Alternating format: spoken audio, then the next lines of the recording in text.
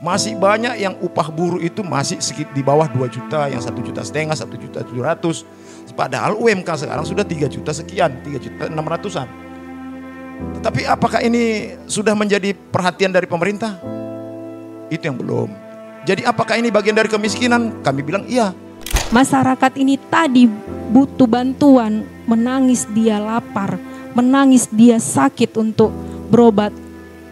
Seakan-akan pemerintah ataupun kepala desanya itu tutup mata. Kalau negara tidak memperhatikan tentang hak hidup oleh warga negara tadi, maka sama aja negara itu melakukan pelanggaran hak asasi manusia. Kenapa buruh terus menuntut tentang upah? Ini bukan menjadi harus buruh itu menjadi kaya, tetapi tingkat kesejahteraannya itu masih level rendah sebenarnya kalau dipikir dari negara lain.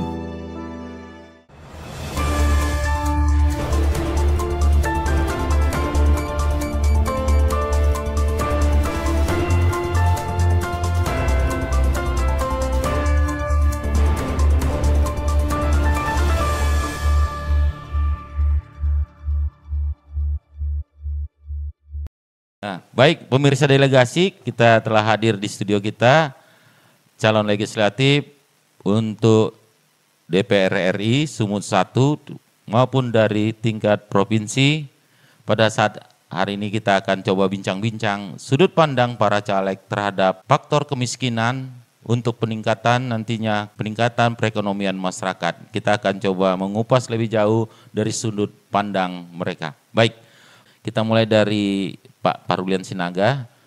Ya, Bapak kita melihat di sini mewakili Partai Buruh, Pak. Untuk lebih jauh lagi kita coba tahu juga Partai Buruh ini sebenarnya khusus untuk buruh atau untuk masyarakat secara umum, Pak. Itu dulu, Pak. Kemudian kira-kira menurut pandang Bapak nanti ketika maju, kira-kira hal apa yang Bapak coba programkan, juga sosialisasikan bagaimana untuk mengentaskan kemiskinan itu di tengah masyarakat.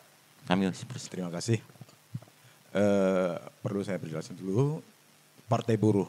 Partai Buruh ini sebenarnya bukan dia hanya kepada perburuan saja, tetapi menyangkup ke segala hal. Bahwasanya Partai Buruh inilah sebenarnya partai yang benar-benar wong cilik. Nah, yang berkaitan dengan kemasyarakatan atau keadaan masyarakat yang saat ini. Jadi lingkup dari kita ini Partai Buruh ini luas, tetapi yang saat ini adalah yang memang harus fokus kita perjuangkan itu pertama memang di sektor perburuan, pertanian, kaum marginal, nelayan, dan masyarakat-masyarakat kaum miskin lainnya. Jadi Partai Buruh ini tidak terfokus kepada hanya buruh. Meskipun di sini semua adalah aktivis buruh dan juga ada aktivis pertanahan dan pertanian juga ada di dalam Partai Buruh ini. Jadi bicara masalah kemiskinan. Kalau bicara kemiskinan ini sudah sebenarnya kompleks. Kenapa kita bilang kompleks? Karena memang ini yang sudah seperti semacam lingkaran yang kita tidak tahu seperti apa yang harus dilakukan oleh pemerintah. Kalau bicara kemiskinan ini sudah jelas sebetulnya di dalam sila Pancasila yang kelima, keadilan sosial bagi seluruh rakyat Indonesia. Turunannya adalah Undang-Undang pasal 34, fakir miskin dan anak terlantar dipelihara oleh negara. Nah, fakir miskin dan anak terlantar yang gimana ini sekarang? Kan itu dia. Maaf kalau logat saya agak kayak orang-orang Medan karena memang saya orang Medan. Kita melihat di pinggir-pinggiran lampu merah aja, itu banyak anak-anak yang masih sekolah sebenarnya, sudah dipekerjakan untuk membadut lah atau bikin jual-jual tisu-tisu, makanan-makanan, sebenarnya bagian dari bagian dari kemiskinan. Nah, ini apakah sudah tuntas? Ini belum, kami melihatnya belum. Jadi persoalan ini apakah ini memang harus dibiarkan atau hanya dia semacam objek aja untuk diangkat terus tetapi tidak ada solusi bagi mereka? Ini kupikir tidak menjadi solusi. Nah, disinilah makanya perlu kehadiran pemerintah di sini. Bahwasanya pasal 34 tadi itu harus benar-benar dirinci gitu. Tadi sudah disampaikan persoalan masalah, ada juga masyarakat yang tidak tercover terhadap BPJS Kesehatan. Nah, faktornya faktor apa? Memang sebetulnya kalau dipikir-pikir untuk kelas 3 itu berapa gitu. Tapi untuk satu kepala, lalu untuk apabila dalam satu rumah tangga itu ada 5 orang dan sementara pendapatan dia tidak ada tidak stabil, tidak stabil, tentu ini akan terganggu walaupun memang segitu kecilnya. Tetapi di sini maunya pemerintah benar-benar memperhatikan itu gitu. Artinya ada harusnya keadilan itu juga harus itu di situ. Kenapa mesti orang rakyat miskinnya juga harus diperhatikan oleh pemerintah? Bohong besar itu masyarakat miskin tidak ada memberikan kontribusi kepada negara. Minimal pajak. Pasti dia punya kendaraan. Pasti dia membeli atau belanja di mana saja pun. Dan ketika belanja itu ada tambahan PPN, pajak pertambahan nilai. Dan itu kepada negara. Lalu apa yang diberikan negara kepada mereka? Nah ini sekarang yang menjadi fokus perhatian kami dari Partai Buruh, yang kebetulan juga saya bagian dari aktivis perburuhan.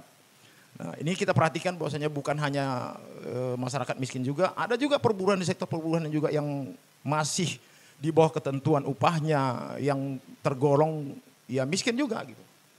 Kategori miskin ini juga ada kadang seperti ini, orang sudah bekerja, tetapi ketika di dalam pekerjaan sementara dia sudah ter-PHK, pendapatan tidak ada, ini masuk kategori miskin atau tidak gitu. Ini juga persoalannya harus menjadi fokus gitu.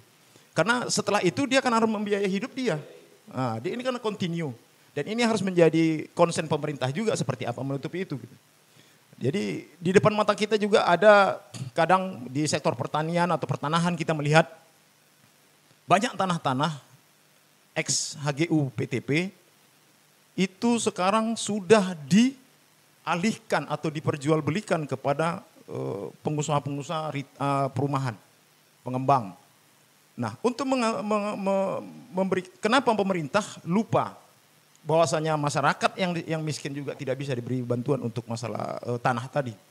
Karena dari tanah ini tadi bisa berkembang, nilai ekonominya ada, perputaran keuangannya juga ada. Jadi kepada masyarakat yang mengerjakan itu juga bisa menjadi penambahan bagi dia. Andaikan dia seorang pengangguran, andaikan dia seorang yang tidak bekerja, tapi kalau sudah diberikan tanah untuk diolah, itu bisa menjadi sumber kehidupan bagi dia. Kalau itu tanah dijual kepada pengembang, nilai investasi memang ada, tetapi mentok di situ. Ada memang tambahan perputarannya di situ adalah dari pajak. Tetapi kalau sudah diberikan kepada masyarakat, maka nilai nilai tambahnya masyarakat bisa mendapat sumber penghidupannya. Bukan lapangan kerja ya, ada lapangan kerja di situ. Bisa, iya. Jadi artinya masyarakat tadi bisa membiayai anaknya sekolah sampai ke tingkat apapun. Nah ini kan peluang sebenarnya yang sebenarnya kita lihat sendiri seperti di Brayan. Tanah itu yang tanah SHGU sudah dijual kepada pengembang. Belum lagi yang di daerah Laut Dendang, Hamparan Perak dan segala macam. Itu udah hampir semua tanah-tanah ex HGU PTP sudah dijual kepada pengembang. Padahal ini solusi juga, salah satu solusi bagi masyarakat miskin untuk mendapatkan sumber penghidupan dia. Gitu. Nah, hasil tanaman dia itu bisa dinikmati, hasil tanaman itu juga bisa dijual. Dan ini juga bisa menjadi nilai tambah bagi masyarakat tadi. Persoalan pajak, mereka pasti akan memberikan pajak dan lancar.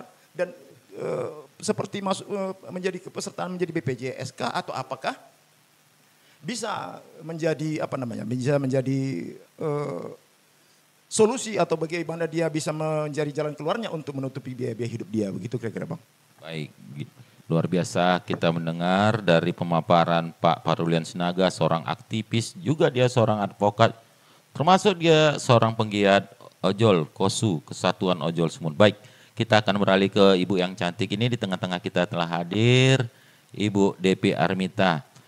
Beliau adalah salah satu anggota IPSM, Ikatan Pekerja Sosial Masyarakat, ya benar Bu ya, mengangkat masalah perempuan dan anak, dan juga salah seorang ketua FKPPJ Nusantara, Forum Komunikasi Putra Putri Jawa.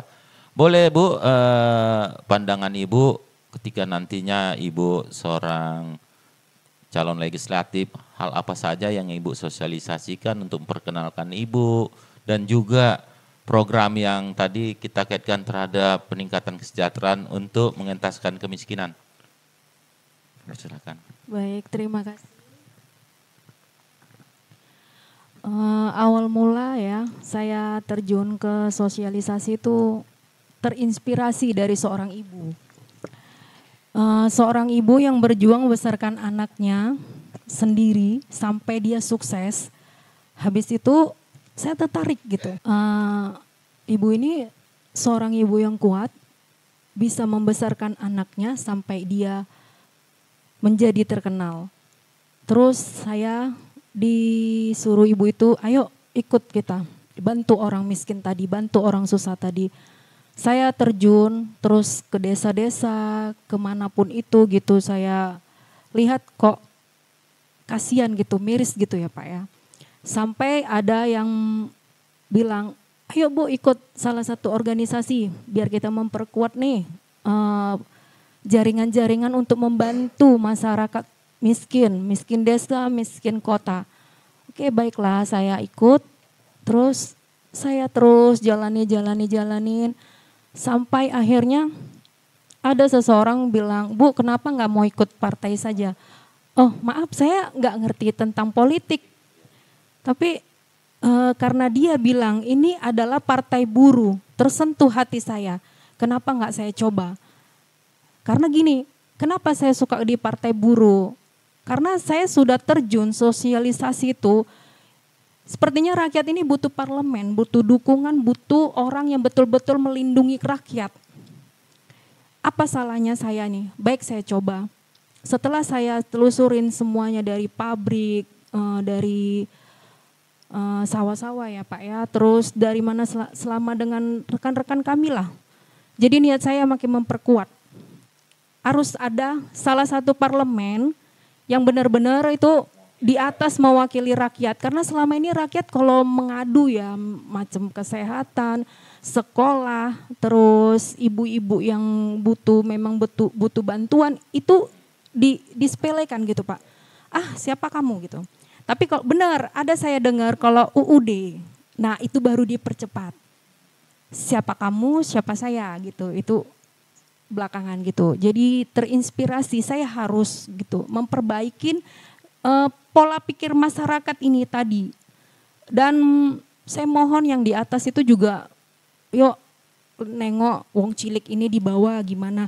Jangan waktu masih pemilihan, masih gimana dia senangnya, oh saya ini, saya begini, saya begitu. Tapi tibanya jadi, masyarakat ini tadi butuh bantuan, menangis dia lapar, menangis dia sakit untuk berobat. Seakan-akan pemerintah ataupun kepala desanya itu tutup mata. Itu yang membuat motivasi saya harus bantu masyarakat ini, saya harus bantu anak-anak didik ini tadi, saya harus bantu perempuan-perempuan ini tadi, gitu Pak kira-kira. Artinya Ibu keterpanggilan ya melihat situasi keadaan masyarakat, iya, benar. Semakin terdorong untuk mewakili mereka. Pak, benar. Baik. Oke, kita mintakan pandangan dari praktisi hukum di sini hadir Pak Taman Surya. Nah ini kita tadi coba berdialog mengenai kemiskinan Pak. Dari sudut pandang Bapak seorang praktisi hukum seperti apa sih, kenapa timbulnya kemiskinan itu sendiri tengah masyarakat? Terima kasih. Kita kalau membahas masalah kemiskinan, ya kadang-kadang itu tidak selesai sampai sekarang, masih jauh dari yang kita harapkan tentang kemiskinan ini. Jadi kalau saya kebetulan latar belakangnya itu kan banyak berkecimpung tentang pembelaan hak asasi manusia. Jadi kaitannya kemiskinan dengan hak asasi manusia, karena orang miskin itu kan terkait dengan kualitas hidup. Jadi salah satu objek hak asasi manusia atau salah satu poin yang diperhatikan oleh dalam hak asasi manusia itu terkait dengan hak hidup tadi. Nah, jadi hak hidup ini sebenarnya hak dasar bagi warga negara yang harus disediakan yang harus diperhatikan oleh negara. Kalau negara tidak memperhatikan tentang hak hidup oleh warga negara tadi, maka sama aja negara itu melakukan pelanggaran hak asasi manusia. Nah, gitu dia. Kenapa saya katakan itu memang salah satu bagian daripada pelanggaran-pelanggaran HAM itu bukan hanya tentang pelanggaran secara kekerasan fisik saja, bukan itu. Termasuk ekonomi, sosial, itu bagian daripada poin-poin yang menjadi perhatian HAM atau hak asasi manusia tadi. Jadi kalau kita bicara tentang apakah negara di sini sudah peduli tentang hak asasi tadi, kalau kita lihat dari banyaknya orang yang sekarang berkeluh kesah, orang yang miskin, artinya negara ini masih belum peduli banyaknya pelanggaran-pelanggaran HAM di negara ini gitu loh. Sehingga yang ya kita harapkan tadi ya kan kepada teman-teman yang tadi memang akan maju atau duduk di parlemen, itu poin-poin seperti itu tolonglah nanti diperhatikan. Tolonglah itu diprioritaskan. Jangan ketika mungkin berharap suara dari masyarakat tadi, dari rakyat tadi, orang-orang miskin itu sepertinya berebut, didekati gitu loh. Begitu mereka duduk, kembali lagi pola itu berulang-ulang, bertahun-tahun, berputar-putar di situ-situ aja gitu loh. Jadi untuk itu nanti pemerintah, negara ini kan siapa yang memerintahkan itu dia atas nama negara. Siapa yang memerintah, kebijakannya tentu terkait dengan kebijakan-kebijakan. Salah satunya bagaimana dia peduli tentang hak dasar daripada warga negara tadi, yaitu hak hidup.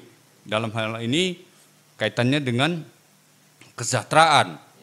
Karena kalau sejahtera berarti tidak miskin kan gitu ya. Jadi untuk sementara itulah dulu pandangan saya. Baik, terima kasih Pak Taman. Baik, kembali lagi ke Pak Parlian, tadi telah disinggung Pak Taman bahwasanya kehadiran negara sini sangat dibutuhkan, sangat diharapkan dari masyarakat. Baik, kita coba kaitkan dengan buruh itu sendiri Pak.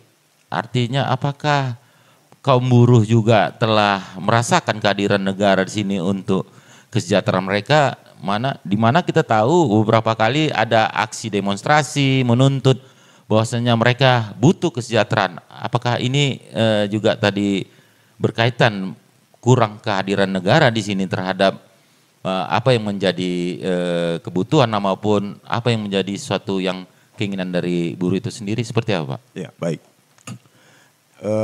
Kita bicara dulu dari negara. Negara ini siapa-siapa aja unsurnya yang dikatakan negara itu. Negara itu ada pemerintah, ada aturan, ada wilayah, dan ada rakyatnya.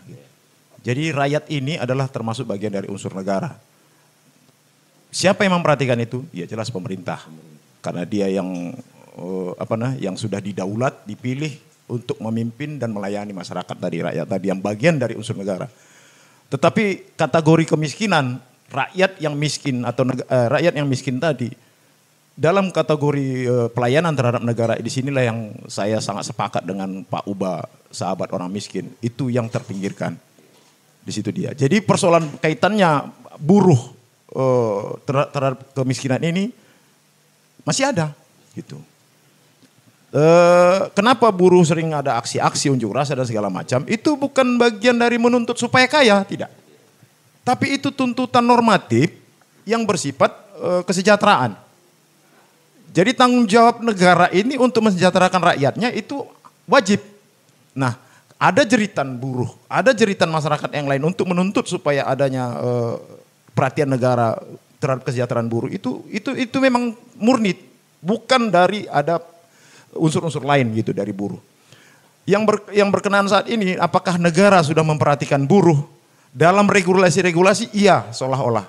Tetapi dari isi regulasi tadi cenderung melemahkan buruh. Kami berpandangan negara ini bukan lagi negara yang betul-betul unsur negaranya itu berdasarkan dari grassroots rakyat miskin. Tetapi negara ini sudah berubah atau beralih secara perlahan-lahan menjadi negara korporasi. Kenapa saya bilang negara korporasi?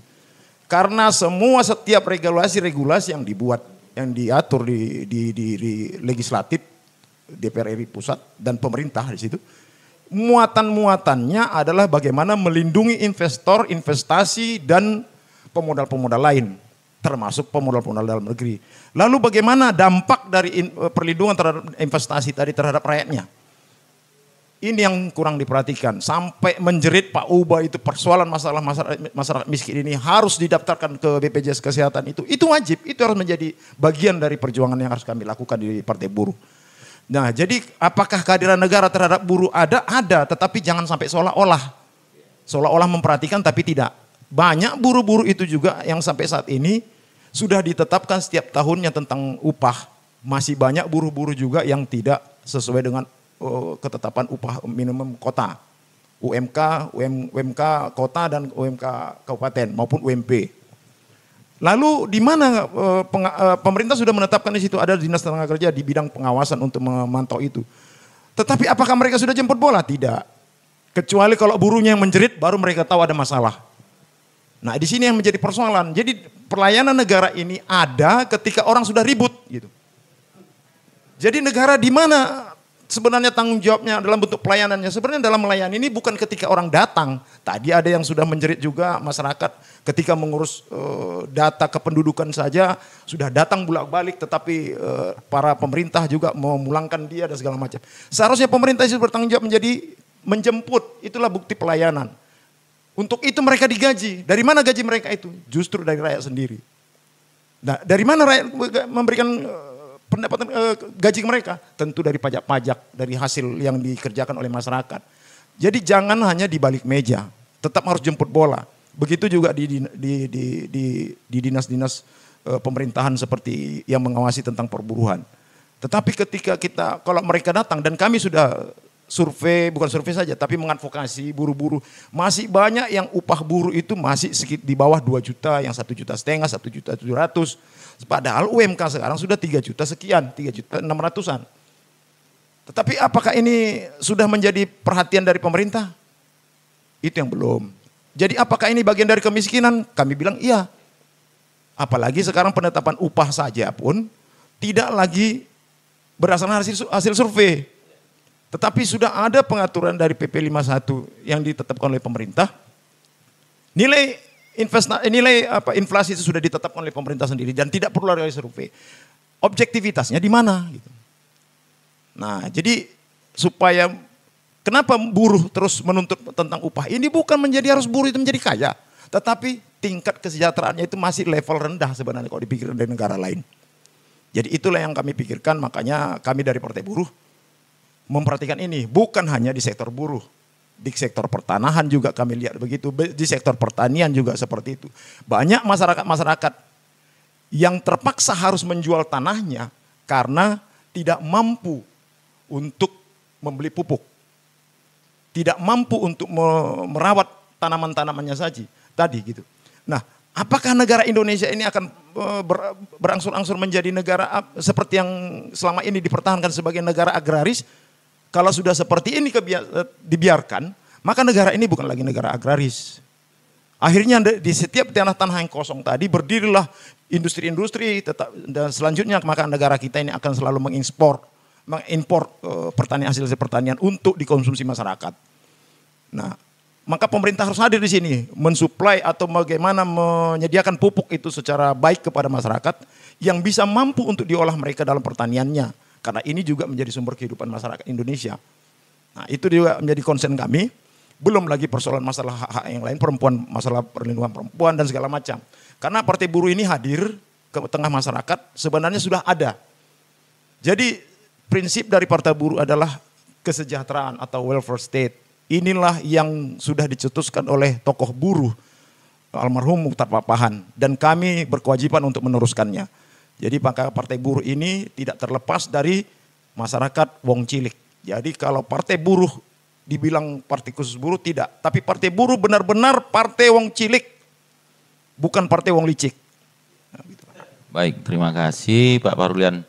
Kita coba kembali ke Bu Depi. Bu Depi, tadi kita sudah mendengar bahwasanya pemaparan dari Pak Parulian begitu lugas bahwasanya buruh itu juga menuntut untuk sejahtera, bukan untuk kaya, dan juga butuh didukung sama namanya regulasi kebijakan yang sifatnya berpihakan kepada kaum buruh untuk bagaimana hak mereka dapat mereka jalankan. Nah, menurut pandangan Bu Depi, nanti kan Bu Depi akan di DPR RI ya, kalau misalnya ya Tuhan menyertai bahwasanya Bu Depi nanti bisa duduk di parlemen. Seperti apa pandangan Bu Depi nanti terhadap apa yang kita dengar tadi dari Pak Parulian ini? Kalau menurut saya ya itu mesti dirubah sedikit demi sedikit karena itu menyangkut para buruh ya. Di situ dia aturnya katanya sila keadilan sosial bagi seluruh rakyat Indonesia. Tapi mana adilnya? Kita tanam padi di tanah sendiri. Ekspor beras di luar lebih mahal daripada kita yang jual. Padahal setengah mampus itu para petani menanam. Terus nelayan menjual ikannya gitu juga diekspor di luar negeri begitu mahalnya. Gaji di Indonesia lebih kecil ketimbang gaji di luar negeri. Mana adilnya? Ini menurut saya suatu kebijakan yang harus dirubah. Tolong dong bapak-bapak yang udah di atas, perhatikan para buruh, perhatikan rakyat kecil, wong cilik, miskin kota, miskin desa. Ayo dong sama-sama, tanpa buruh kalian tidak bisa makan enak, tanpa buruh kalian tidak bisa punya mobil mewah, tanpa buruh kalian tidak bisa punya rumah yang bagus. Tolong perhatikan. Terus tentang anak didik juga ya, itu saya lihat juga kurangnya adanya bantuan untuk belajar ya Pak ya. Itu juga suatu masukan ataupun suatu harus dilihat lah kita turun itu. Saya mohon adalah perubahan sedikit ya Pak ya. Makanya saya kepengen di Partai Buruh ini harus ada salah satu elemen yang menguatkan agar buruh ini tidak tertindas. Agar kita pun mau berobat, mau sekolah, mau apa itu adalah digratiskan, tidak menjerat. Cukup gimana ya untuk ibu-ibu, di situ dia beli beras, di situ dia mau sekolah, di situ apa gaji cuman sedikit. Seperti outsourcing atau omnibus law itu ya tolonglah, itu kayak sepertinya harus kita hapuskan saja. Itu sama dengan mencekik kita rakyat miskin. Kalau bagi bapak-bapak, ibu-ibu yang sudah duduk itu mungkin biasa saja, tapi bagi kami itu luar biasa. Kami tidak sanggup. Tolong bantulah kami rakyat kecil. Jadi di Partai Buruh ini ayo sama-sama buruh. Saatnya kita harus berkuasa ya seperti yang lainnya. Ya pandangan saya seperti itu aja Pak. Baik, terima kasih. Coba kita dengar juga Pak Taman dari sudut pandang hukum. Apakah hal ini juga harus didorong dari segi legitimasi hukumnya seperti apa menurut Bapak terhadap kaum buruh ini? Ya, terima kasih ya. Tadi teman-teman dari aktivis buruh itu kan sudah cerita bagaimana perjuangan teman-teman selama ini ketika memberi advokasi terhadap buruh, yang dalam hal ini kita katakan buruh itu kebanyakan orang susah. Jadi makanya kan kita cerita buruh itu cerita kesusahan. Partai Buruh ini sebenarnya partai yang didirikan untuk orang yang susah. Lebih banyak sebenarnya masihan warga negara Indonesia ya orang susah yang masih makan gaji. Tapi dia kadang-kadang masih alergi, masih agak-agak malu dia kalau dikatakan dia juga bagian daripada buruh. Gitu loh. Padahal nyatanya memang buruh masih makan gaji dengan pas-pasan. Makanya keharapan kita dengan adanya Partai Buruh ini nanti ya teman-teman itu semua ya supaya sudah tahu, kalau saya katakan nanti sadar dirilah, mungkin mereka tersinggung gitu loh, tapi sadar dirilah, inilah saatnya ya, ada kendaraan kita, ada rumah kita, tempat kita bersatu untuk memperjuangkan orang buruh, nasib buruh tadi. Jadi kaitannya seperti tadi juga yang saya sudah utarakan di depan terkait dengan hak asasi tadi. Hak asasi ini memang kalau kita lihat dari dulu ya, mulai dulu orang cerita masa Orde Lama hak asasi tidak peduli. Orde Baru, wah lebih parah. Sesudah Orde Baru, kalau saya lihat ya biasa sama-sama saja, nggak ada bedanya Orde Baru dengan Orde sekarang. Tetap juga pelanggaran hak asasi. Mungkin kalau dulu cerita bagaimana kekejaman yang dilakukan secara fisik. Kalau sekarang pelanggaran hak asasinya itu bukan hanya sebatas fisik, tetapi lebih dari itu. Bagaimana secara masif ekonomi orang, masyarakat, rakyat itu disengaja dibuat susah dengan adanya regulasi, dengan adanya kebijakan-kebijakan yang tidak berpihak kepada masyarakat. Itu sebenarnya bentuk pelanggaran hak asasi, bentuk pelanggaran hak dasar yang secara umum menjadi hak setiap orang. Jadi harapan saya, harapan kita semua juga saya pikir supaya ke depannya ada lebih lagi keseriusan kepada pemegang kekuasaan di negara ini agar lebih peduli terhadap pelanggaran hak asasi ini tadi. Itulah harapan dari saya. Baik pemirsa delegasi, kita sudah mendengar bagaimana kehadiran Partai Buruh dan para calon legislatifnya. Mereka hadir untuk buruh tidak tertindas, bagaimana nanti hak asasi manusia juga akan semakin disuarakan. Baik, untuk closing kami mintakan salah seorang untuk memberikan closing statementnya Pak. Iya, baik. Jadi terima kasih nih karena ini udah mau di ujung-ujung pembicaraan diskusi kita, maka ini sebagai closing dari saya, mungkin juga Bu Depi juga sama mungkin pemikirannya dengan kita. Kami orang aktivis buruh ini yang di dalam Partai Buruh sudah terbiasa mengorganisir. Apabila nanti kami terpilih, maka percayalah dan yakinlah kami akan tetap mengorganisir. Dan basis massa yang sudah memilih kami itu akan kami bentuk semacam wadah yang nantinya sebagai saluran informasi kepada kami dan juga saluran sebagai anggota legislatif nanti kami terpilih untuk bagaimana masyarakat tadi bisa teradvokasi ataupun mencapai ke semacam memberikan solusi-solusi terhadap kebutuhan-kebutuhannya. Dan ini kami tidak akan pernah melupakan akar rumput atau grassroots karena sudah terbiasa kami untuk merekrut atau mengumpulkan buruh sehingga terkumpullah menjadi serikat buruh. Dan yakinlah kepada partai buruh, abang-abang sekalian, bapak-bapak sekalian, diganti dulu pilih kami. Jangan dulu pilih yang lain. Perhatikanlah dulu kami. Pikirkan kami. Karena kenapa kami harus dipikirkan? Karena kami ketika sudah kalian pikirkan, maka kami juga akan memikirkan kalian. Yakin seperti yang saya katakan tadi, kami akan tetap mengorganisir, kami akan tetap ke grassroots, kami akan tetap mendengar keluhan-keluhan masyarakat untuk kami suarakan di legislatif. Karena dari rakyatlah kami harus berbakti. Demikian kurasa solusi dari saya. Dari Bu Depi. Baik, jangan lupa ya Partai Buruh nomor 6 pilihannya. Inilah saatnya perubahan bagi para buruh, inilah saatnya momen yang tepat. Ayo, sama-sama kita semua. Boleh Pak Taman untuk closing? Ya, saya juga mengharapkan kepada grassroots, kepada kaum-kaum yang selama ini terpinggirkan, kaum-kaum yang sudah menderita, kaum yang sengsara, inilah saatnya untuk menentukan nasibmu ke depan. Baik. Terima kasih, kita tutup. Salam delegasi.